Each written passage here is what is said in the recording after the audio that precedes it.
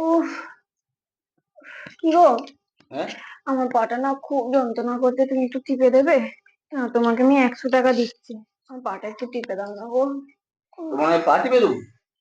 হ্যাঁ। দাও, আমি তোমার 200 টাকা দিচ্ছি, তুমি আমার পা টিপে দাও। 100 টাকা? হুম। আচ্ছা, তোমাকে আমি 300 টাকা দিচ্ছি, তুমি আমার পাটা একটু টিপে দাও না গো। আর তুমি আমাকে 500 টাকা তোমায় দিচ্ছি, তুমি আমার পা টিপে দাও। 500 টাকা? হ্যাঁ, তুমি দাও।